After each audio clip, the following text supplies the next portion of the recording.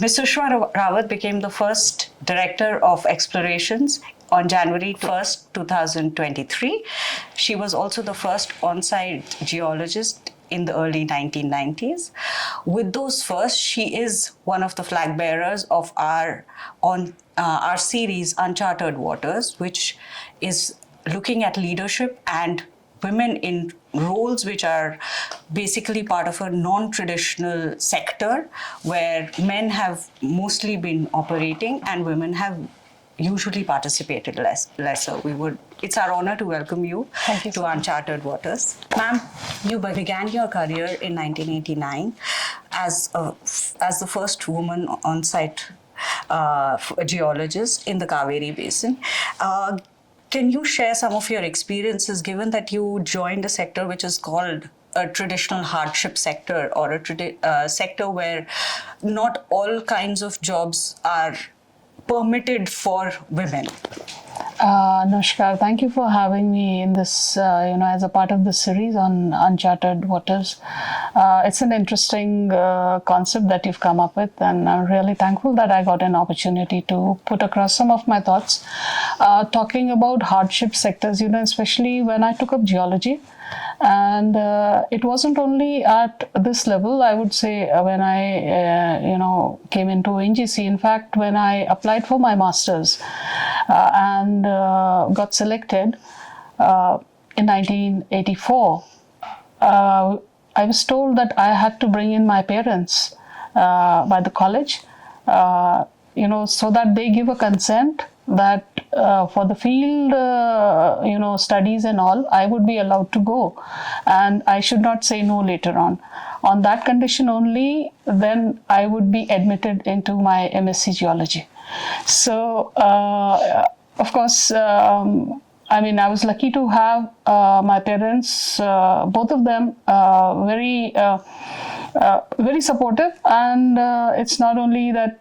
I have been a sports person throughout, from class 2 onwards, and played school nationals and interstate and inter-universities for basketball. So I think sort of got prepared in a sense, being on a wider platform. And also in terms of facing crisis, a player always keeps on anticipating what is going to happen next. So I took geology. I fell in love with geology in class 11. I took it up, against chemistry in my bachelor's, and then. But coming into ONGC, of course, I knew that we had operations, and then we had our laboratories and institutes as far as GNG or the geosciences is concerned, and we have 1 year's introductory training. So, but we were never ever told that there were 3 of us in our batch. We were never ever told that we'd be going to the field.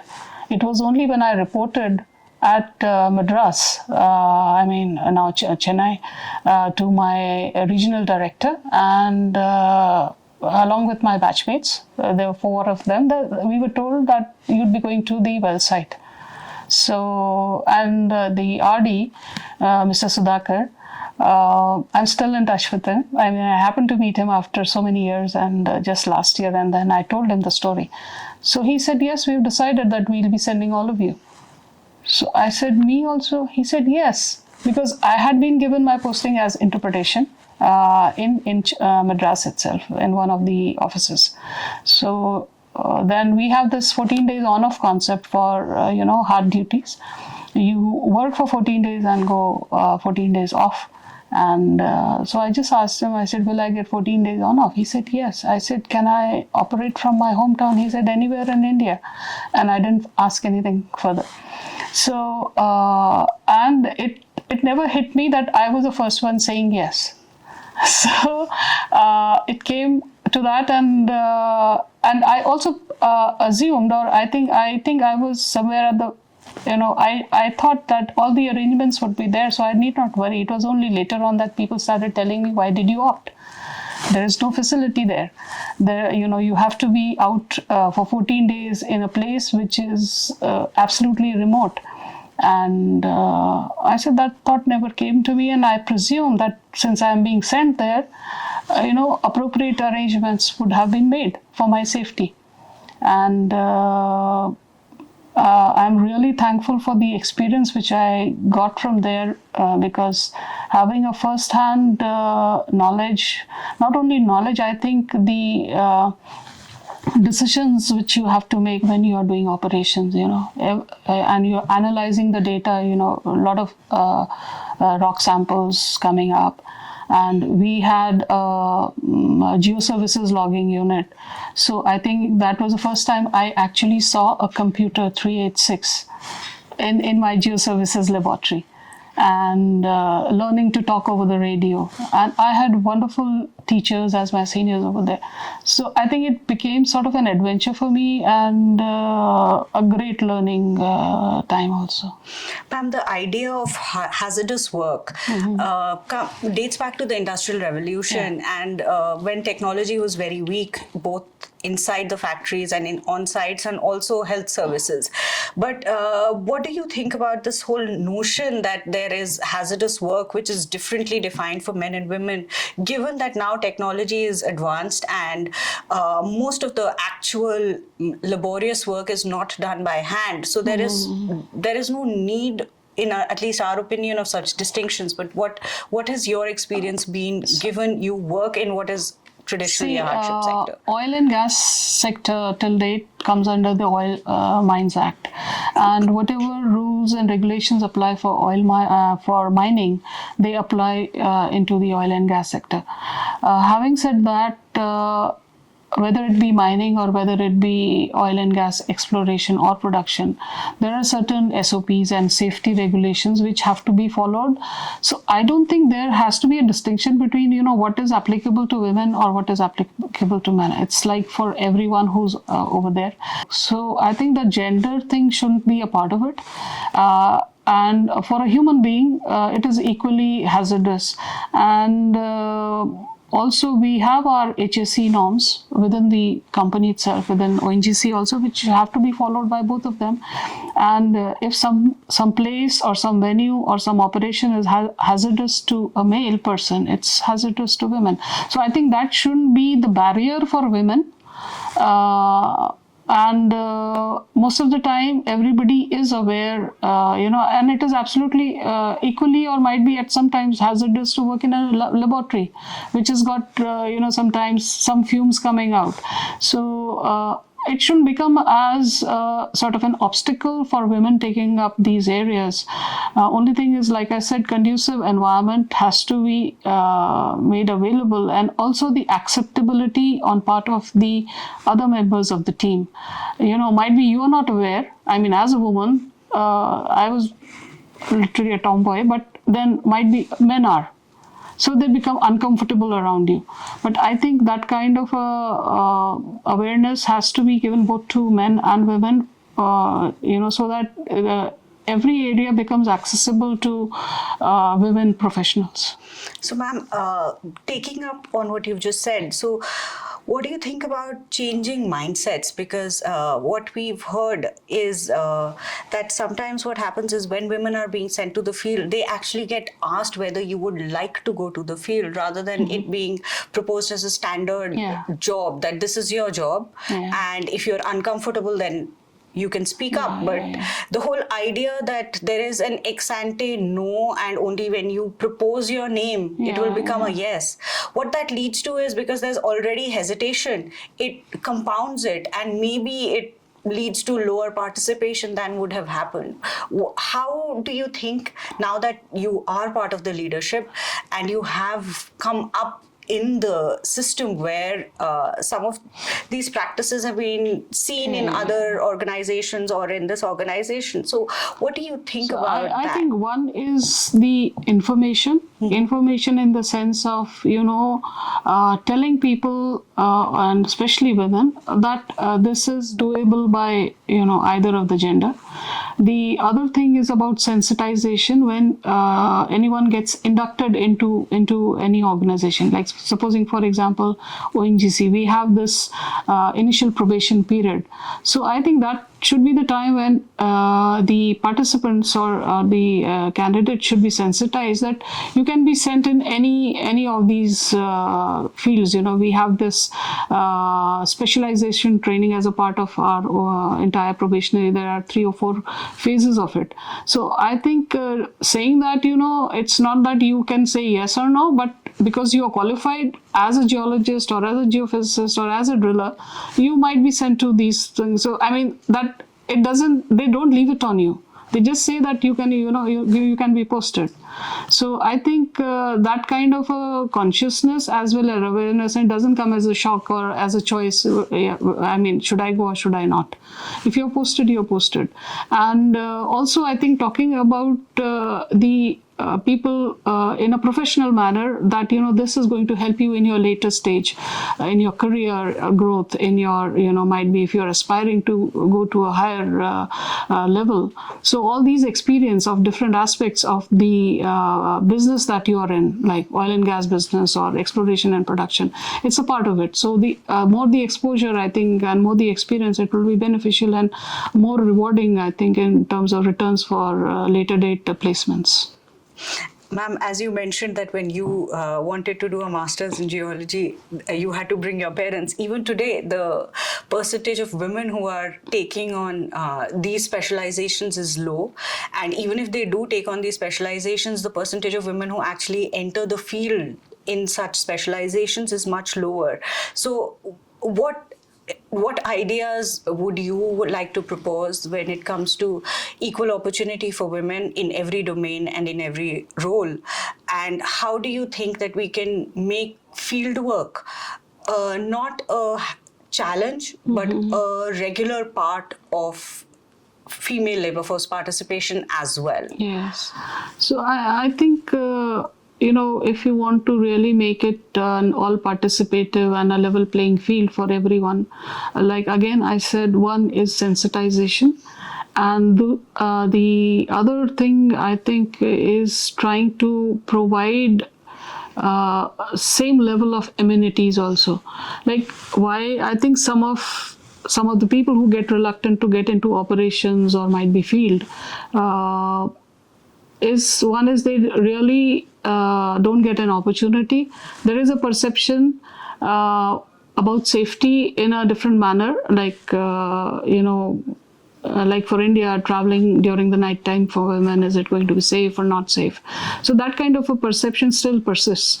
Areas where people say that there are going to be more men and lesser females, so again it would create some situations where it will be difficult to control. So I think it is people trying to avoid these kind of circumstances or these kind of situations.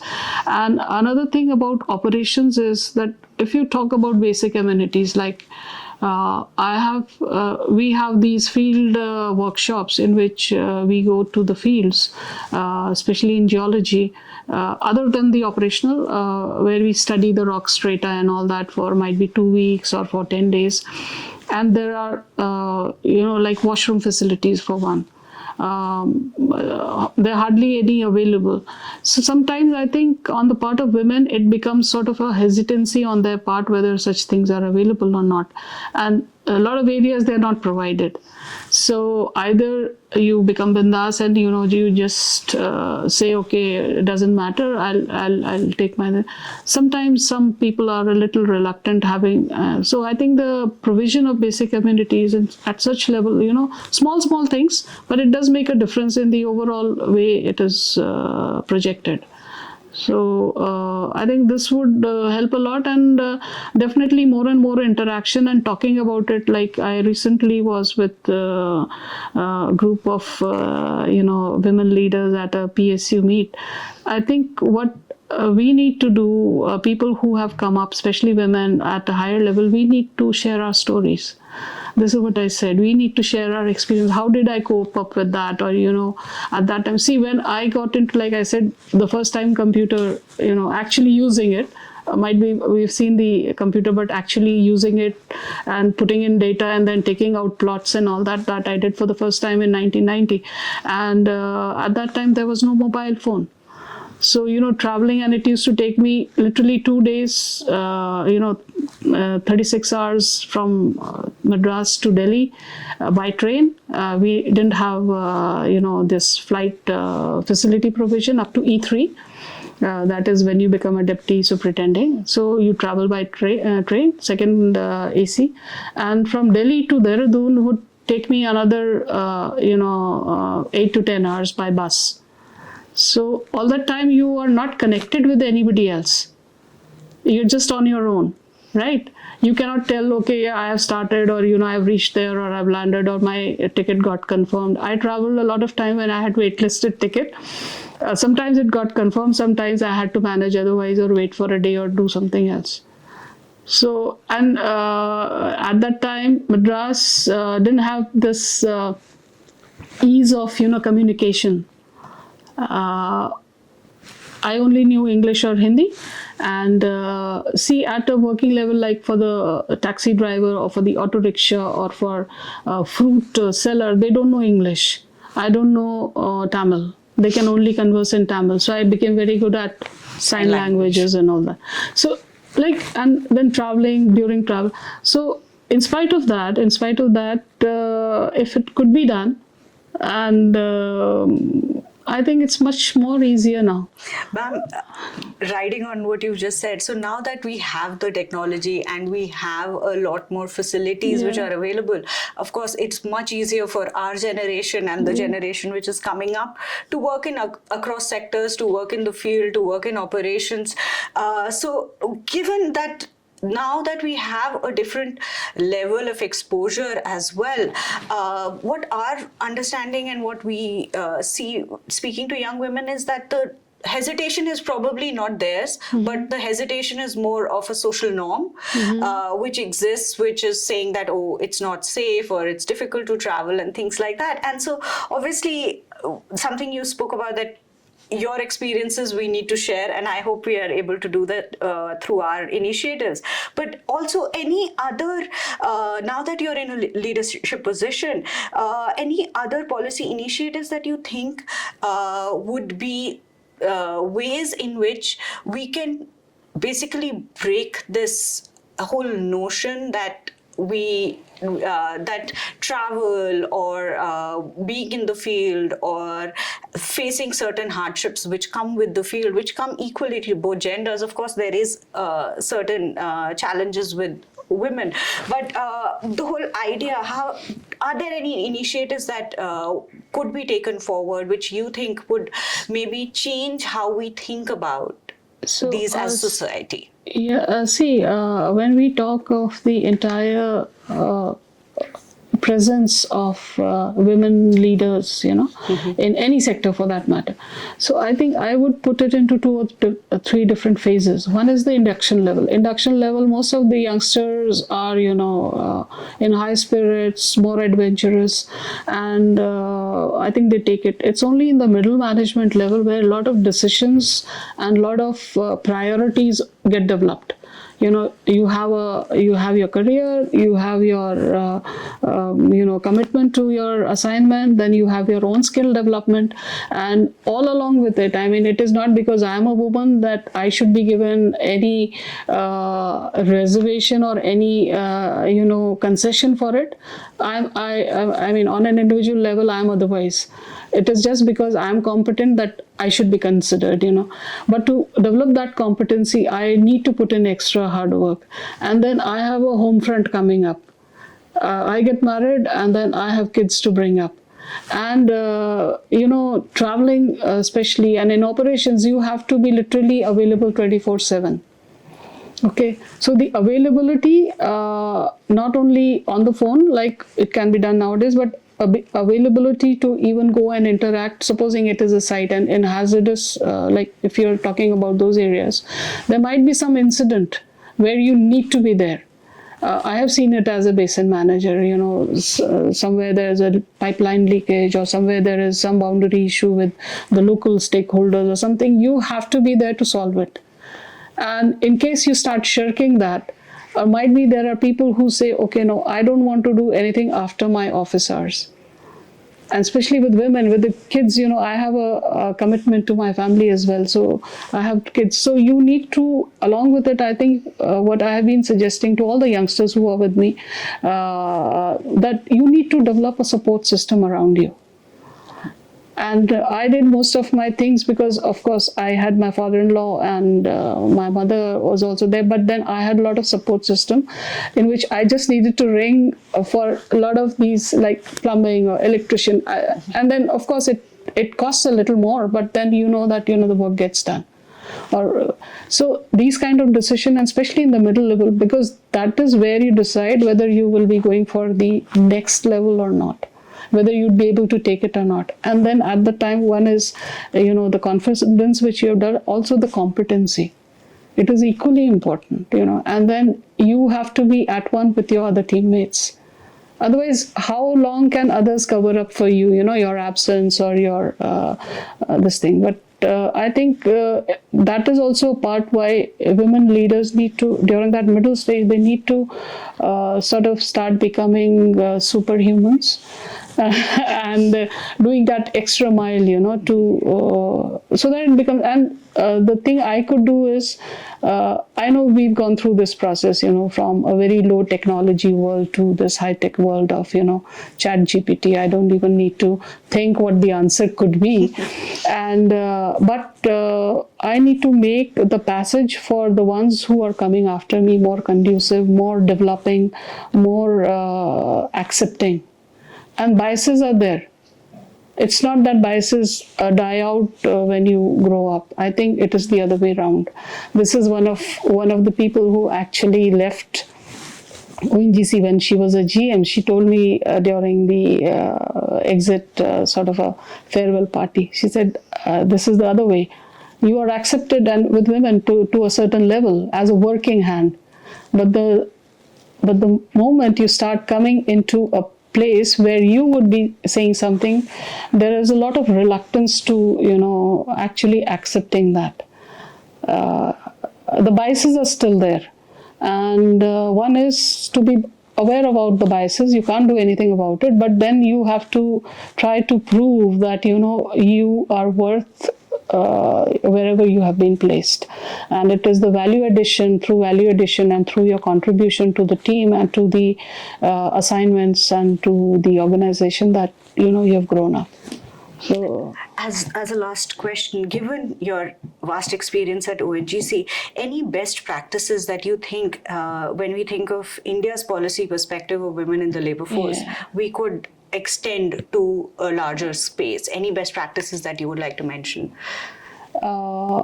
One is this, the acceptance and for career development, the opportunities when it is an acceptable norm for them to, be given any kind of an assignment, any kind of a job, foreign posting. I think over here it gets a little bit entangled on terms of whether it would be good for a woman to be sent there or not. But having said that, I think in India, and especially in the past one and a half decades, I'm seeing there has been a tremendous growth in the way society, other colleagues from other companies, Indian companies, they really accept you. And it's very heartening also. And only thing is we need to become a little bit more professional. What I have seen is this is something which I learned very early on when I had work association with foreign companies and operators, is the kind of focus they bring into their work or the assignment. When they're working, they only talk about the work, nothing else. Like we do tend to mix. And then when we are into the off period, then we might be talking about our work. So I think that's the kind of thing which not only women, but I think everybody needs to inculcate. Like when you work, I keep telling my juniors, I said, you work hard and then you party harder. So that kind of a atmosphere which is there in MNCs, and I think more exposure, more foreign exposure. I had the opportunity of being at the Faculty of Economics for a month for a business course along with my ASCII component of management training. But I think such kind of exposures for women, they'll give them wider perspective of how things are in the other companies and other countries. And traveling helps a lot within the country and outside. So your perceptions change about people, about cultures. Yeah. All right. Thank you so much, ma'am. Thank you. It's been a very interesting Thank you so engagement. much. Thank you so much. Yeah.